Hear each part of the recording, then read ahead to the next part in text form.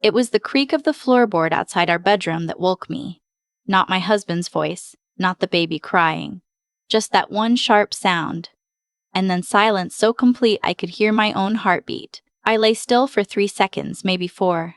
The clock on my phone said 2:14 a.m. Stella was asleep in her bassinet at the foot of the bed. 7 weeks old, and she still made that little whistling sound when she breathed. The one that used to terrify me in the first weeks home from the hospital, but now felt like the most comforting thing in the world. My husband wasn't in bed. I found him in the kitchen, jacket on, keys in hand. His work bag was on the floor by the door. The big one, the one he only packed when he was going somewhere for more than a night. "What are you doing?" I asked. He didn't answer right away. He looked at me the way you look at something you've already decided to leave behind. "I'm going to my brother's," he said. "I need some space." I remember thinking, space. We had a 7-week-old baby. Our apartment still smelled like the lavender candles my mother-in-law had brought when Stella was born. I was still wearing the same nursing bra I'd had on for 2 days. "Tonight?" I said. "You're leaving tonight?" "Don't make this a scene," he said. And he picked up his bag and walked out. I stood in the kitchen for a long time after the door clicked shut. The refrigerator hummed. Outside, a car alarm went off on the street below and then stopped. Stella made her little whistle breath sound. I didn't cry. That part surprised me later. I just stood there and thought, I don't have any cash. I don't know if the car insurance is paid. I don't know the password to the joint account. Because I didn't. In 3 years of marriage, I had let my husband handle everything financial. I had a part-time job at a dental office that I'd paused for maternity leave. He made the money. He paid the bills. He filed our taxes. I hadn't thought twice about it. I trusted him.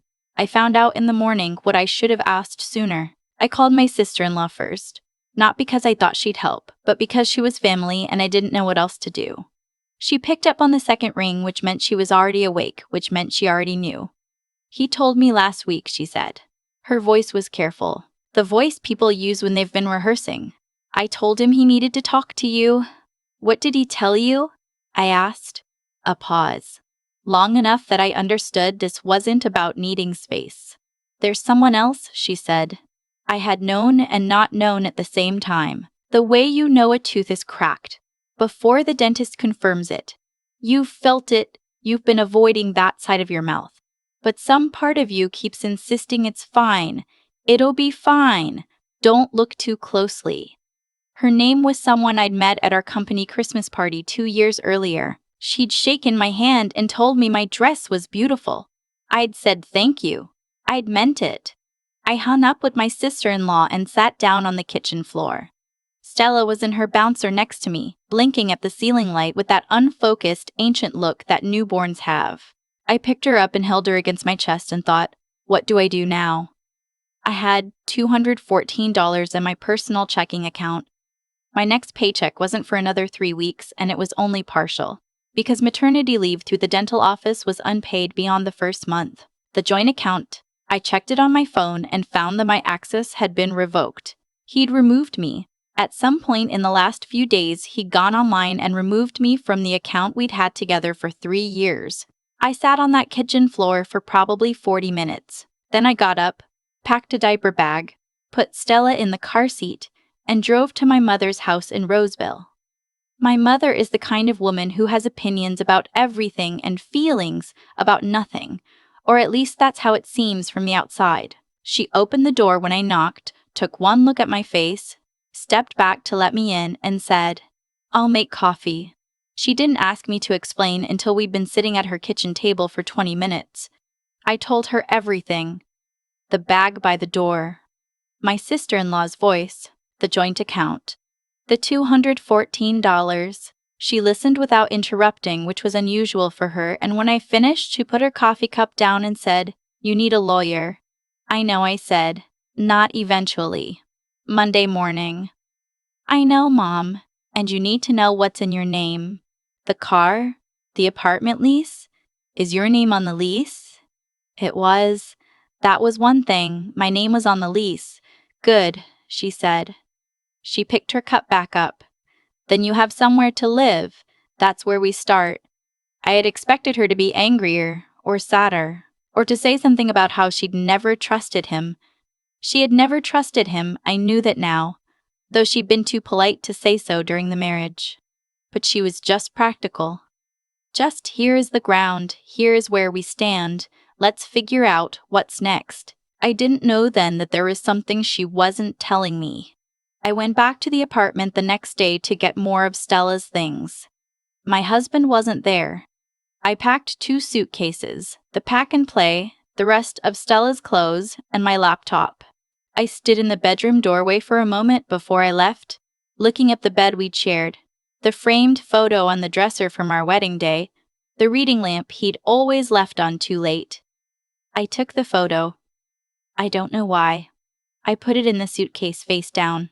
He texted me that afternoon. I'll have my lawyer contact yours about the division of assets. I'm sorry it came to this. I stared at that message for a long time. I'm sorry it came to this. Like it had arrived on its own. Like no one had driven it here. I didn't respond. My mother's lawyer friend, a woman named Frances who worked out of a small office in Citrus Heights, saw me Thursday morning. She was somewhere in her late 60s. Small, with reading glasses on a chain, and the calm manner of someone who has heard every version of this story and never gotten tired of helping people through it. She looked over what I'd given her. The lease, our marriage certificate, the screenshot of the joint account showing I'd been removed, what I could piece together of his income. You were removed from a joint account during an active marriage, she said. That's going to be relevant. Is it illegal? It's not a crime, she said. But it tells us something about intent, and a judge is going to have opinions about that. She looked over her glasses at me. Do you know what assets exist? Property, retirement accounts, anything in his name. I didn't know. That was the problem. I had trusted him so completely that I hadn't thought to know. I was at my mother's for 9 days before she told me about the box. Stella was napping. I was sitting at the kitchen table trying to eat something. I had forgotten how to be hungry. I had to remind myself to eat the way you remind yourself to drink water. When my mother came in from the garage carrying a shoebox. Not a new shoebox.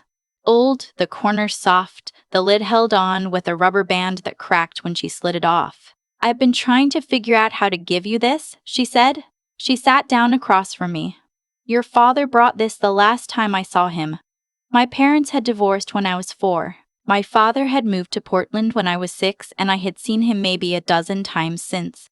He sent birthday cards until I was about 12, and then even those stopped. I had a handful of memories of him. His laugh, the smell of his truck, a fishing trip to a lake I couldn't name, and a slow-burning ache that I had mostly taught myself not to think about. When did you see him? I said. 3 months ago, she said. He reached out. He was sick, and he said he needed to close something. He asked me to give you this after. After what? I said. But I already knew. My father had died 6 weeks ago. My mother had known and hadn't told me because he had asked her not to, because he'd wanted me to find out this way, through the box, not through a phone call, not through grief first and explanation after. He said you'd understand when you read it, she said. I didn't understand when you read it, she said. I didn't understand. Not yet. The box had letters in it. A stack of them, bound with a different rubber band, addressed in handwriting I recognized as my father's. Big, slightly slanted, the kind of handwriting that belongs to someone who learned to write before computers. They were addressed to me. They had stamps on them. They had never been mailed. There were 31 of them, spanning from the dates in the corners, from when I was 8 years old to 3 years ago.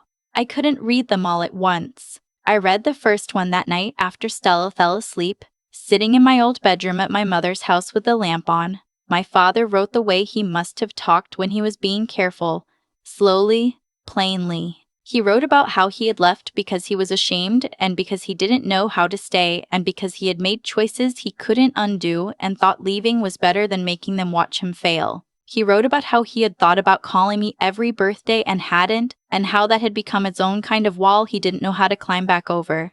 I'm not asking you to forgive me, he wrote. I don't think I've earned that. I just want you to know that not being there didn't mean I stopped thinking about you. I held the letter for a long time without reading it again. Then I got up and checked on Stella and stood in the doorway watching her breathe and thought about all the things we choose not to say and all the things we mean to say and all the things that end up in boxes instead. Francis called me 2 weeks later with news. My husband's financial situation was more complicated than I'd known. He had a retirement account, a 401k, through his employer that had been funded almost entirely during our marriage, which meant I was legally entitled to a portion of it. He also had a small piece of real estate, a rental property in Elk Grove that he'd inherited from his uncle and that I had not known existed.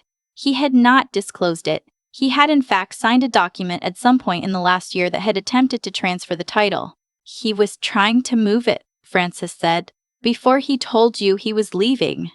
I sat with that for a moment, the deliberateness of it, the planning. What happens now? I asked. Now, she said, he discloses it fully, or a judge compels him to. Either way, you're entitled to consideration for it. It's not going to be simple, but it's going to be real. I called my mother after I hung up. She said, good. Just that. Just good. The divorce took 8 months. I won't give you every detail because most of it was paperwork and waiting and 2 meetings in a mediator's office where my husband and I sat on opposite sides of a table and didn't look at each other. What I will tell you is this. I got half the retirement account. I got a settlement from the rental property. I got my name off the lease and into a lease of my own. A 2-bedroom apartment in Fair Oaks, 20 minutes from my mother, with a small yard that got afternoon sun. I went back to the dental office when Stella was 4 months old. My office manager had held my position. I don't know why. I hadn't expected her to, but she had. And on my first day back, she brought me a coffee and said, "Welcome home." And I had to go into the supply closet for 5 minutes before I could trust my face. I read all 31 of my father's letters over the course of about 2 months. I read them in order, 1 or 2 at a time, the way you're supposed to take medicine. Not all at once, not nothing. Some of them made me angry. Some of them made me cry in a way that felt old, like crying about something that had been stored wrong for years. Some of them just made me tired. But there was one, the last one, dated about 3 years ago, that I've read more times than I can count. I know I don't get to give you advice, he wrote, but I want to say this anyway, and you can throw it away if you want. The thing that cost me the most in my life wasn't the things I lost. It was the things I kept that were already gone. The marriage that was over before it was over. The version of myself I kept pretending was still there. I held on to those long past when I should have let go. I think I was afraid that letting go meant admitting I'd wasted the time. You haven't wasted anything. Whatever happens to you, you haven't wasted anything. I have that letter in a frame now. It's on the dresser in my bedroom in the Fair Oaks apartment, where the afternoon light comes in around 3 o'clock and sits on the floor in a long warm stripe. Stella is 14 months old now. She walks. Badly. Gloriously. With the focused wobble of someone who has just discovered this skill and cannot believe no one told her about it sooner. She says 3 words clearly, Mama. No, and something that sounds like dog but might be door. We're still working on that one. My mother comes over on Sundays. She brings groceries and has opinions about how I've organized the kitchen, and I argue with her, and Stella watches us argue with enormous, interested eyes. And after my mother leaves, I sit in the quiet apartment and think, this is okay. This is actually okay. I went to Portland in the spring, just for a weekend. I found where my father was buried, a small cemetery in North Portland. A simple headstone, his name and the years. I brought flowers because it seemed like the thing to do. I stood there for a while not knowing what to say. I said, I read all of them. That was enough, I think. I don't know what my marriage was supposed to teach me. I'm not sure pain always teaches you things. Sometimes it just happens and you carry it and eventually it gets lighter. Not because the weight changed, but because you got stronger without noticing. What I know is that I spent 3 years handing over every decision, every key, every password, every financial detail to someone I trusted completely, and that I am never going to do that again. Not out of bitterness, out of knowledge. I know my account numbers now. I know what's in my name. I know what I'm owed and what I can walk away from and what I will never let anyone quietly remove while I'm not looking. I know how to be the only person responsible for my own life. I learned it the hard way. At 2014 in the morning, standing in a kitchen in a nursing bra with $214 to my name and a 7-week-old asleep in the next room. But I learned it. And some mornings when the light comes in across the floor and Stella is eating breakfast and saying no to everything I offer her with great conviction, I think, I'm glad I know it. I'm glad I know exactly what I have and what I built and what no one can take from me. That's not nothing. That's everything. I used to think the hardest part of what happened was the betrayal, the joint account, the hidden property, the woman who had shaken my hand at a Christmas party and told me my dress was beautiful. Those things were sharp. They cut in ways I still feel sometimes when I'm not expecting it. A Tuesday afternoon, a song on the radio, some random thing that shouldn't mean anything. But the hardest part wasn't any of that. The hardest part was realizing how much I had quietly handed over without noticing. Not just the finances, not just the passwords and account numbers I didn't know. I had handed over my sense of what I was capable of. Somewhere in 3 years of marriage, I had decided, without ever saying it out loud, that I wasn't the kind of person who handled things. That someone else would do it, that I didn't need to know. That's not a character flaw. I want to be clear about that because I spent a long time thinking it was. It's something that happens slowly, in small increments. When you trust someone completely and they let you, you stop checking, you stop asking. You tell yourself it's partnership, it's division of labor, it's love. And maybe it was, for a while. But trust without attention isn't wisdom. I know that now. My father knew it too, I think. He wrote about it in the last letter, the one I've read more times than I can count, the one that lives on my dresser now. He wasn't writing about marriage or money or any of the specific things I'd been through. He was writing about himself. About the version of himself he'd kept pretending was still there long after it was gone. But when I read it the first time, sitting in my old childhood bedroom with Stella asleep across the hall, I felt like he was talking directly to me. Across 26 years and 31 unmailed letters, he was saying, "Don't do what I did. Let go before the weight becomes permanent." He hadn't been able to do it himself. That's the painful truth of it. He had held on to a failing marriage, to a self-image that no longer fit, and it had cost him everything, including me, including the years, including the chance to say any of this to my face. His consequences were real and they were his own making, not because he was a bad man, but because he was a man who kept avoiding the moment of honesty until the moment passed him entirely. I think about that a lot. About how the choices we delay don't disappear. They just accumulate. My husband made choices too, quiet and deliberate. Over months I now understand I wasn't paying attention to. And those choices had consequences. A lawyer's office, a mediation table, a judge who had opinions about a man who removes his wife from a joint account while she's home with a 7-week-old baby. Cause and effect isn't dramatic. It doesn't announce itself. It just moves forward at the same steady pace regardless of whether you're watching.